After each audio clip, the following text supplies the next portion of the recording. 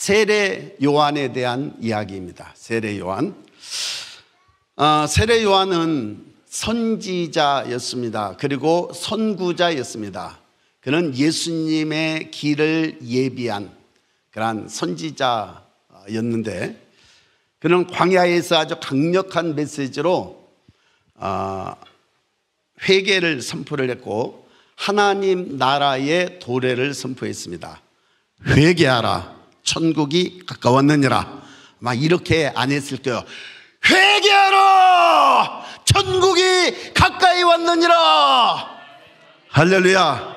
막 그렇게 외쳤겠지요. 광야에서 수많은 군중들을 놓고 회개하라, 천국이 가까웠느니라. 그렇게 하셨겠습니까? 다시 한번 합니다. 여러분 마음속에 들어가기를 소원합니다. 회개하라, 천국이 가까이 왔느니라.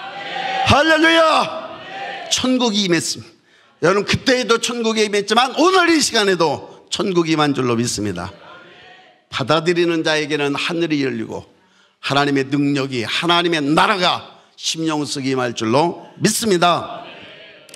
사람들에게 죄에서 돌이키고 하나님께로 돌아오라고 선포했어요. 그러니까 하나님의 나라는 죄의 문제가 가장 큽니다. 죄가 나와 주님 사이, 나와 하나님 사이, 천국과 하나님 나라와 나 사이를 가로막는 것이 죄입니다. 그래서 이 세례 요한은 그게 가장 큰 문제였어요. 인생들에게 회개하라고, 천국이 가까이 왔다고 선포합니다. 그는 권력이 있는 자건 권력이 없는 자건 그거에 두려움을 가지지 않았습니다. 사람을 두려워하지 않았다라는 거예요. 복음은 사람을 두려워할 때에 위축됩니다. 그러나 사람이 두렵지 않으면 담대한 복음이 선포되어질 수 있습니다. 저도 참 약한 사람, 마음이 굉장히 약한 사람입니다. 담력을 좀 기르고 싶었습니다. 여러분 담력이 있으신가요? 우리 부목사님도 잘 아는데요, 제가 밤에 산행을 그때 당시에 참 많이 했었고요. 밤에 높은 산에 혼자 올라가는, 앞산도 혼자 올라가고요. 그 다음에 저쪽에 조암산도 혼자 올라가고요. 앞산에 가면은 무덤들이 많이 있습니다. 그 무덤에 가서 혼자 12시에 갑니다. 12시에 가서 기도하고. 왜냐면 담력을 좀 길러보고 싶어서. 근데 그렇게 가도 이 담력이 많이, 그런 거는 사실은 이런 데는 밤에 가도 별로 무섭지 않은데 또 무서울 때도 있죠. 예를 들어서 뭐 벌레들이라든지 아니면 동물들이라든지 바스락 한다든지 후다닥 뛰어 도망간다 그러면 갑자기 머리가 쭈삣하게 쫙 서집니다. 그래도 사실 그런 것들은 무섭지 않습니다. 그래도 마음에 담력이 생겨지느냐? 담력이 안 생겨지는 것 같아요. 왜냐하면 사실은 제일 무서운 게 사람이거든요. 사람이 무섭지 않아야 되는데 늘 이렇게 마음속에 사람들은 이렇게 무서운 마음이 있어요. 그러니까 아마 이게 약해서 그런 것 같아요. 그래도 우리 성도들 중에는 모두 다 선하시고 순하신 분들 많이 있어서 무서운 분이 없어요. 근데 한 번씩 이렇게 가면은 얼마나 무서운 사람들이 많이 있는지. 엊그제 제가 이 얘기 한번 했는데, 차를 이렇게 유턴을 하면 이렇게 뺑 돌아가지고 차가 막혀 있으면 뺑 돌아서 가야 되는데 여기서 이렇게 돌으니까 뒤에 차가 못 돌잖아요. 한 번 못 돌아서 또 못 도는데 이렇게 돌고 있는 거예요. 그래서 빵빵 눌렀어요. 좀 이렇게 돌면은 돌아갔는데, 그래서 제가 얼른 비켜가지고 이렇게 돌아가서 가스를 충전하고 있었던 이 사람이 왔고, 아니 보면 모르느냐고, 차가 막혀가지고 못 돌고 있는데 당신 말이야 막 그렇게 막 나한테 뭐라고 그래요. 되게 살짝 좀 그랬어요. 뭐 때리게 하겠습니까? 근데 이제 막 와가지고 막 그러는 거예요. 아니 차를 이렇게 보고 이렇게 돌면 되는데 거기서 그렇게 도니까 못 드시지요. 이렇게 돌면 됐는데, 그래도 막 뭐 당신 뭐 한번 고소 한번 당해볼래요? 막 그래요. 그래서 제가 죄송합니다. 목사잖아요 또. 그러고 나서 하루 종일 제가 마음이 여기가 죄송했어요. 주님 앞에. 아니 그거 조금 못 들면 한 5분 10분 기다리면 될 텐데 그걸 나도 참재를 못 해가지고 빵빵거렸다고. 그래 마음이 조금 하루 종일 주님 앞에 죄송했습니다. 그 사람한테 죄송했고, 그 사람이 내가 목사님인 줄 알았다면 네가 믿는 예수님 나 안 믿을래 그렇게 했더라면 얼마나 제가 주님 앞에 먹칠을 했습니까? 세례 요한은 하나님의 사람으로 사람이 두렵지 않았다라는 거. 여러분 오늘 저와 여러분들은 사람을 두려워하지 않기를 주의 이름으로 축원합니다. 근데 세례 요한이 이제 사명이 거의 다 했을 때에 사실은 감옥에 갇혔어요. 그 감옥에 갇힌 이유가 뭐냐면 아까 말씀에도 들으셨듯이 헤롯 안디바의 죄를 책망한 거예요. 그의 배다른 동생의 부인을 취해서 아내로 삼았는데 그것을 누가 지적했느냐? 세례 요한이 지적한 거예요. 이 세례 요한도 상당히 담대하지요. 더군다나 왕 아닙니까? 왕의 그런 비리를 지적한다는 것은 그건 당장의 죽음이죠. 근데 그거에 두려워하지 않았다라는 거예요. 그러니까 선지자 역할을 한 것 같아요. 여러분 선지자는 죽음을 두려워하지 않는 그러한 마음속에 강함이 있어야 결국 높고 낮은 자 누구든지 그 죄를 지적할 수 있고 그리고 책망할 수 있지 않나 싶습니다. 그러한 헤롯 안디바의 죄를 책망함으로 이 세례 요한이 감옥에 갇혔습니다. 이제 감옥에 이렇게 갇혀 있는데 세례 요한이 사실은 어떤 감옥에 갇혀 있었다라는 그거에 대한 두려움보다도 세례 요한이 의심이 이렇게 싹트기 시작하는 거예요. 내가 선포하고 그리고 예언했던 메시아, 그 메시아에 대한 선포, 이 자기가 감옥 속에 갇혀 있으면서 그분에 대한 소식이 궁금해진 거예요. 그러면서 그분이 어떻게 하고 있다라는 것은 제자들에게 들었거든요. 그런데 자기가 생각했던 예수님 메시아로서의 삶의 모습이 아닌 것 같아. 이게 자기가 생각하고 있는 거하고 예수님이 지금 행하시고 계시는 거하고는 조금 다른 것 같아요. 그래서 세례 요한이 사실은 굉장히 의문이 됐어요. 의심이 됐어요. 여러분 오늘 저와 여러분들의 인생 속에 내가 생각하는 그러한 것들이 있어요. 내가 생각하는. 근데 내 생각하고 맞지 않으면 이게 궁금증이 생기죠. 의문이 생기겠죠. 세례 요한이 생각했던 예수님 어떤 상이었을까요? 그때 당시에 바리새인, 서기관, 사두개인들, 모든 율법학자들 모두 다가 메시아에 대한 것들을 어떻게 가지고 있어요? 왕으로 오시는 메시아관을 가지고 있어요.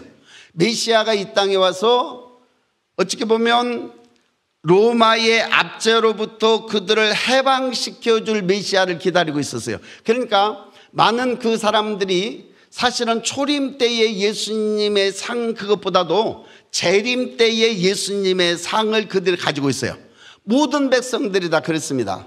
그러니까 제자들도 마찬가지였죠. 제자들 역시도 예수님이 메시아로 이 땅에 오셨지만 그런데 지금의 예수님께서 하시는 모든 모습들이 정말 메시아가 맞을까 그런 생각을 한 거예요. 그러니까 세례 요한 역시도 정말 예수님이 메시아가 맞을까 그렇게 생각을 했습니다. 그래서 제자들을 보내서 예수님에게 다시 또 물어봤어요. 오실 그이가 당신 맞습니까? 우리가 다른 일을 기다려야 하리까? 여러분 세례 요한이 뭐라고 얘기했어요? 보라 세상 죄를 지고 간 하나님의 어린 양이로다 선포했고 나는 그분의 앞서 보내는 광야에 외치는 자의 소리라. 나는 그의 신발끈을 풀기도 감당치 못하겠다. 그는 나는 너희에게 물로 세례를 베풀 거니와 그는 불로 너희에게 세례를 베풀 것이다. 그걸 막 선포하고 예언했잖아요. 자기가 예언했음에도 불구하고 이제 감옥 속에 가만히 갇혀서 있어 보니까 이게 예수님께서 메시아로서의 삶이 아닌 것 같아. 그거는 누구 생각이었어요? 세례 요한의 생각이었다 그 말이에요. 자기 생각. 우리는 자기 생각들을 가져요. 자기의 선입관들을 가져요. 그래서 예를 들면 우리 예전에 건물 주가 조금 좀 까다롭겠잖아요. 까다롭겠는데 제가 어떤 분을 이렇게 만났는데 그 사람하고 얼굴이 비슷해. 그 사람하고 얼굴이 비슷하니까 그 사람에게 얼른 마음이 안 열리더라고요. 왜? 그게 선입견이라는 거예요. 그리고 오늘 우리는 예를 들면 우리가 미리 생각하는 것들이 있어요.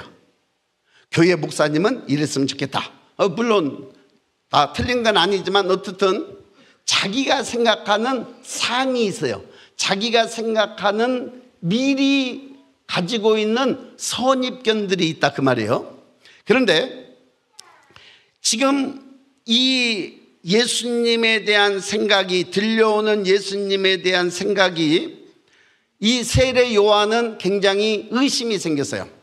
얼른 그것이 이해가 안 되는 거예요. 당신이 메시아입니까? 아니면 우리가 다른 일을 기다려야 하오리까? 사실은 세례 요한이 그러면 안 되죠. 왜냐하면 자기가 왜 메시아라고 선포해놓고 예수님에게 가서 또 한번 물어보라고 한 것은 그거는 세례 요한에게 의심이 있었다라는 거예요. 아니면 의심보다도 또 더 확실한 어떤 확신을 가지고 있고 싶었을지도 모르겠어요. 어쨌든 이 세례 요한의 마음에는 약간 바람 부물 흔들리는 갈대같이 그의 생각이 딱 고정되어 있지 않고 이분이 메시아가 맞는가? 또 다른 사람을 기다려야 하겠는가? 그것이 감옥에서 이렇게 사실은 의심이 살짝 들었어요. 그래서 세례 요한이 제자들을 보냅니다. 예수님에게 우리가 다른 일을 기다려야 합니까? 세례 요한 선생님께서 저희들을 보내서 물어보라고 하셨습니다. 그러니까 예수님께서 즉답을 안 하세요. 그 온 사람들에게 즉답을 안 하시고 예수님께서 병자가 찾아오는데 병자를 고칩니다. 안진뱅이의 그러한 다리를 온전케 해서 세워줍니다. 죽은 자를 살리는 것을 보게 하셔요. 그러면서 요한의 제자들에게 이렇게 얘기합니다. 가서 너희 선생님에게 본 것을 얘기하라. 많은 병자들이 치유를 받고 맹인이 눈을 뜨고 안진뱅이가 일어나고 가난한 자에게 복음이 전파된다 하라. 그것을 세례 요한에게 가서 일러주라 했습니다. 본 것을 가서 그대로 얘기하라는 거였죠. 여러분 세례 요한에게 지금 그 마음을 가지고 있었던 세례 요한에게 그의 제자들이 와서 본 것을 그대로 얘기했습니다. 병자들을 고치고 맹인들을 치료하고 벙어리에 입이 열리고 안진뱅이가 일어나고 중풍병자가 치료되고 죽은 자들이 살아나고 가난한 자에게 복음이 증거되는 것을 말씀하라 하셨고 저희들이 직접 두 눈으로 보고 왔습니다. 그렇게 증거합니다. 세례 요한은 어떻게 했을까요? 믿어졌을까요? 안 믿어졌을까요? 그분이 메시아라는 것을 인정했을까요? 인정 안 했을까요? 여러분 같았으면 어땠을까요? 내가 생각했던 메시아가 아니야. 그래서 그분은 메시아가 아닐 거야. 그렇게 생각하시겠습니까? 아니면 그래, 하나님의 나라는 어떤 권력, 강압, 어떤 전쟁 이런 것이 아닌 희생과 땅과 눈물과 자비와 사랑으로 이루어지는 것이 하나님의 나라였구나. 이분이 그것을 이 땅에 이루러 오셨구나. 여러분 그렇게 생각했을까요? 여러분은 어떻게 생각했을까요? 여러분 오늘 우리는 우리의 고정관념이 나와 전혀 다를 때 여러분의 생각을 앞세워서 그걸로 정당화를 시키나요? 아니면 내가 틀릴 수 있을 거야, 내가 잘못 생각했네, 그랬을까요? 저는 세례 요한은 하나님의 사람이었습니다. 그래서 그는 이 예수님께서 메시아로 오셔서 어떤 정치적이고 강압적인 그러한 평화를 만드는 것이 아닌 자비와 사랑과 땀과 눈물과, 결국은 그는 보지 못했지만 주님의 십자가의 죽으심과 부활하심으로 말미암아 하나님의 나라가, 메시아의 왕국이 이 땅에 이루어지는 그러한 왕으로 오셨다라는 사실이 오늘 저와 여러분들이 아시기를 주의 이름으로 축원합니다. 그러니까 우리는 우리의 고정관념을 가지고 있을 때는 사실은 고정관념이 밀어내버려요. 그런데 이 세례 요한이 가졌던 그러한 의심을 그는 혼자 가지고 있다가 의심하는 게 아니고 물어봤습니다. 제자들을 통해서 우리가 다른 일을 기다려야 하오리까? 그렇게 물었을 때에 예수님이 행한 모습 그대로를 보고 제자들이 가서 보고를 했습니다. 그때 세례 요한은 어땠을까요? 응답을 받은 거예요. 응답. 믿어지시면 하면. 여러분, 의심이 있으십니까? 아니면 어떤 생각들이 나오고 안 맞아 그렇게 하고 그거를 고정관념으로 가지고 가시는지요? 오늘 저와 여러분들은 물어보시기를 바랍니다. 여러분, 오늘 저와 여러분들의 모든 삶 속에 말씀과 또 신앙생활 모든 환경 속에서 우리가 다 할 수 없어요. 우리는 완벽하지 않아요. 그러나 하나님께 저와 여러분들이 기도로 물을 수 있는 인생이 되기를 주의 이름으로 축원합니다. 하나님께서 우리 그리스도인들에게 가장 큰 특권을 주신 것이 있다면 그것은 기도입니다.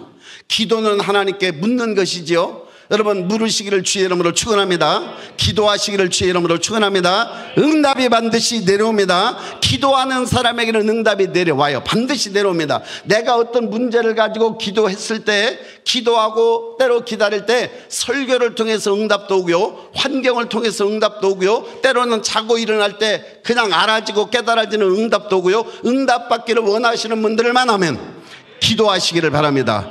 기도를 통해서 응답이 내려오는 거예요. 여러분, 잘 때도요 그냥 막 자지 마세요. 뭔가 의문이 있고 뭔가 생각이 있으면 그거를 깊이 묵상하면서 기도하면서 주무세요. 그럼 반드시요 그거에 대한 꿈으로 응답이 오고요, 또 자고 일어날 때 말씀으로도 오고요, 아니면 그냥 내 마음속에서 자고 일어나면 풀려버릴 때가 있어요.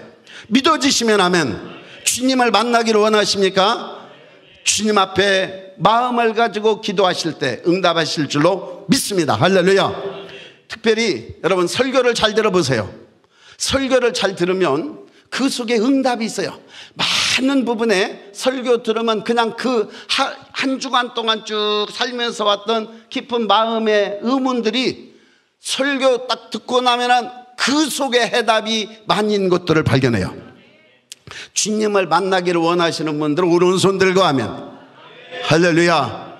여러분, 주님은 살아계시기 때문에 저와 여러분들의 깊은 가장 작은 마음의 신음까지도 주님은 들어주시는 거예요. 할렐루야. 내 기도뿐만이 아니죠. 옆 사람의 기도까지도 들어주시고 옆 사람의 영적인 상태의 모습까지도 보여주시는 거예요. 주님이 알게 하시는 거예요. 왜? 중보기도 하라고. 중보하라고. 주님은 살아계신 하나님이신 줄로 믿습니다. 세례 요한의 의심, 세례 요한의 의문에 응답하신 주님을 찬양합시다. 저와 여러분들에게 동일하게 주님은 만나주시는 줄로 믿습니다.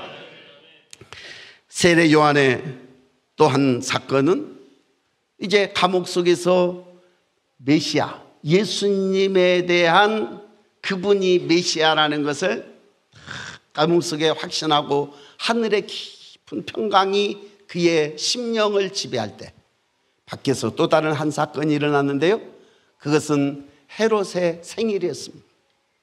많은 고관들을 모아놓고 아주 술을 먹고 아주 타락한 향락의 시간에 또 하필이면은 헤로디아의 딸이 살로메가 춤을 추게 합니다. 아주 뭐 관능적인 그런 그 술자리에서 춤을 추고 막 박수를 치고 난리가 났는데 이 술에 거나한 왕이 헤롯이 살로메를 불러서 너무 기분이 좋았어요. 다른 사람들도 다 막 좋아하고 막 수치고 하니까 네 소원이 무엇이냐? 나라의 절반을 달라고 하면 내가 그거를 주겠다. 근데 이 살로메가 자기 생각을 말했으면 되는데 또 여러분 이 헤로디아는 상당히 사악한 여자였던 것 같아요. 사악한 여자였던 것 같아요. 그래서 살로메에게 가서 야, 세례 요한의 머리를 소반에 담아달라고. 야, 여러분 이거 가당치 않은 일입니까? 지금 자기는 왕비로서 정말 어떻게 보면은 가장 눈에 가시 같은 것이 하나 있는데 이 선지자 세례 요한이 그 자기의 죄에 대해서 책망하고 빌립의 아내로 있을 때보다 왕의 아내로 있을 때 얼마나 호사스럽고 자기가 누릴 수 있는 것들을 누리고 있어요. 그런데 이게 그거를 죄를 책망하고 있는 헤롯이 눈에 가시 같은 존재였거든요. 그래서 그 어린 딸에게 하는 말이 세례 요한의 목을 소반에 담아서 달라고 해라. 여러분 사악의 극치가 되면 눈에 뵈는 게 없습니다. 이러한 이세벨 같은 이러한 그 여인의 주문에 딸이 가서 헤롯에게 가서 당당히 그것도 아마 얼마나 이 어린 나이가 뭐 알았겠습니까? 그럼에도 불구하고 세례 요한의 목을 소반에 담아 내게 주소서 그런 이야기를 여러 사람들이 있는 데서 하니 이 헤롯이 얼마나 이게 지금 들어주자니 자기가 지금 그 책망을 달게 받으면서도 양심의 가책을 느끼고 있었거든요. 왜냐하면 율법에 어긋난 삶을 지금 살아가고 있기 때문에. 그런데 들어주자니 그렇고 안 들어주자니 그렇고 고민하다가 체면이 밥을 먹여줬나요? 체면 때문에, 왕의 체면 때문에 이 나라의 절반이라도 요구하면 주겠다 했는데 세례 요한의 목을 달라고 요구하는 그 요구를 거절하면 어떻게 될까요? 왕으로서의 체면이 말이 아니죠. 그래서 여봐라, 세례 요한을 목을 베어서 이 소자에게 주어라. 그렇게 해서 결국은 세례 요한의 목베임을 당했습니다. 여러분, 세례 요한이 목베임을 당한 것은 비참하지요. 우리가 생각할 때 비참하지요. 세례 요한이 사실은 어렸을 때부터 굉장히 그 광야에서 혼자 자라면서 굉장히 어떻게 보면은 그 영적으로는 아주 그 깨끗하고 맑고 거침이 없이 선지자로서의 삶을 살았지만 인간적인 삶의 모습을 보면 굉장히 애처로울 정도로 사실은 마음 아픈 삶을 살아갔어요. 이 세례 요한이 친구가 많이 있었을까요?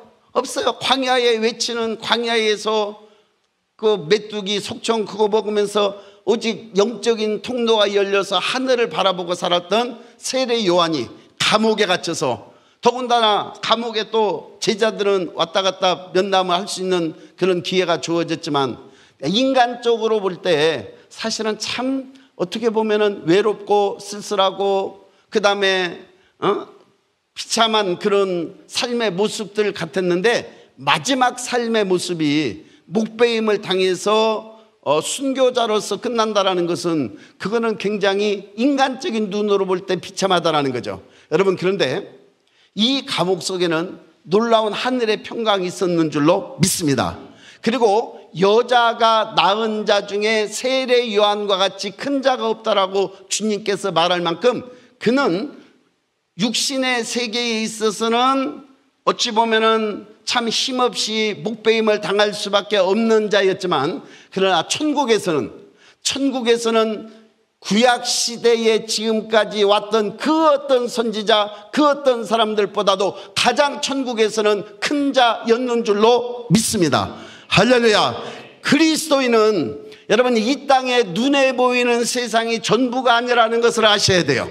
눈에 보이지 않는 영원한 나라가 있다는 사실을 알아야 될 줄로 믿습니다. 그래서 우리는 이 땅에서의 모든 것들에 목적을 걸고 목표를 걸고 살아가는 인생만큼 애처로운 인생이 없는 거, 영적으로 볼 때는 그렇다라는 거예요. 여러분, 영원한 나라가 저와 여러분들에게 있는 줄로 믿습니다. 세례 요한은 여자가 낳은 자 중에 가장 큰 자로서 천국에서 그는 높임을 받고 영원토록 그의 삶에 대해서 대우를 받고 하나님께서 그에게 영원한 그 하늘의 신성한 복을 그를 누리게 하실 것입니다. 이제 이 땅에 누리지 못한 모든 것들을 천국에 가서는 누릴 수 있는 인생이 됐다라는 거예요. 여러분, 오늘 저와 여러분들은 이 땅에 단지 세례 요한이 죽음으로 끝난 것이 아니라 더 깊은 하나님의 나라를 믿음으로 볼 수 있는 인생이었다라는 거, 오늘 저와 여러분들의 눈이 열려서 하늘이 보여지기를 주의 이름으로 축원합니다. 이 눈으로 보는 게 아니지요. 마음의 눈이 열려서 보이기를 주의 이름으로 축원합니다. 그런데 헤롯 안디바는 어찌 되었을까요? 여러분, 그는 점점 더 깊은 양심의 가책을 느꼈을 거예요. 왜? 그토록 민중들이 인정했던 선지자, 자신의 죄를 가감없이 책망했던 그 선지자가 사실은 두려웠는데 그 선지자를 칼로 자기가 목을 베버려서 죽게 만들었으니 이 헤롯은 양심의 가책을 깊이 느끼는 거예요. 결국은 이러한 이 죄책감이, 요한을 죽인 죄책감이 그를 계속 괴롭히고 있었는데 그의 말로가 비참합니다. 로마 황제 칼리굴라의 미움을 샀어요. 그 헤롯이. 그래서 유배를 당합니다. 유배를 당해서 그는 모든 권력과 명예를 잃고 유배지에서 쓸쓸하게 외롭게 생명을 다합니다. 여러분, 죄는 단지 요한을 죽이는 것으로 끝나지 않았어요. 결국은 그의 인생에 파멸을 가져왔어요. 오늘 저와 여러분들이 세상을 이기고 나를 이기고 죄악을 이기고 원수악한 마귀를 이기는 삶을 살아야 할 줄로 믿습니다. 하나님께서는 세례 요한이 감옥에 갇혀 있을 때 인간의 눈으로 볼 때는 혼자였고 또 사람들이 볼 때는 비참한 모습과 같았을지 모르지만 그러나 보이지 않는 영적인 세계에는 하늘의 천군과 천사들이 요한을 보호했어요.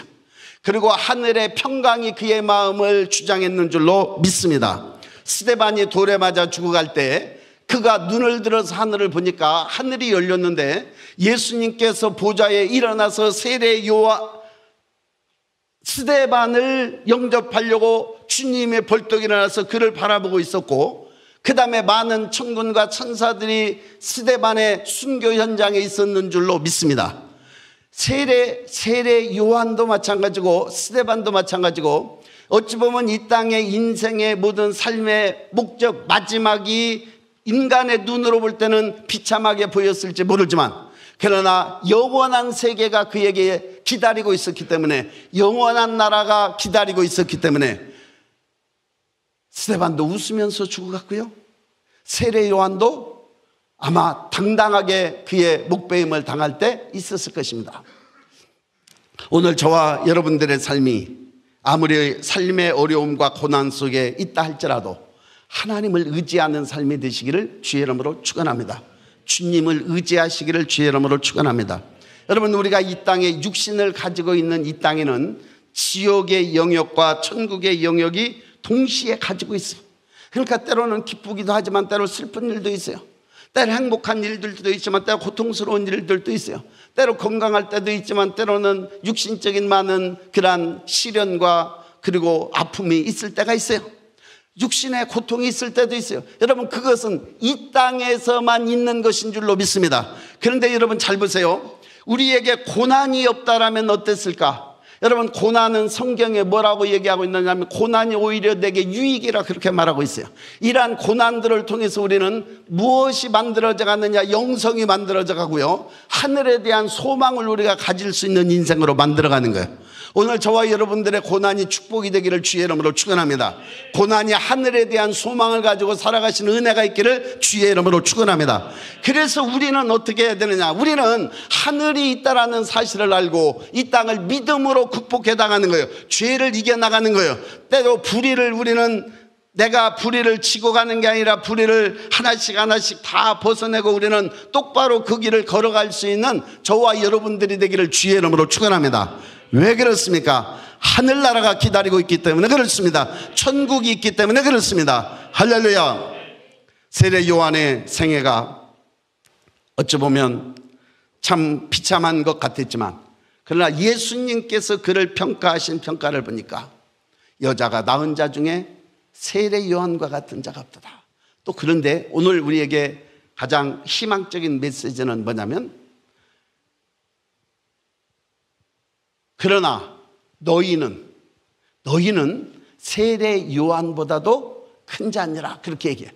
여러분, 이 말은 무슨 말이냐면, 세례 요한까지는 예수님 죽으시고 부활하시고 성령으로 그 사람 속에 들어가지 않았습니다, 아직. 그런데 이제 오늘 저희는 이 구약 시대의 그 위대한 모세도 하나님의 집에 사환으로 섬겼다고 그렇게 말하고 있어요.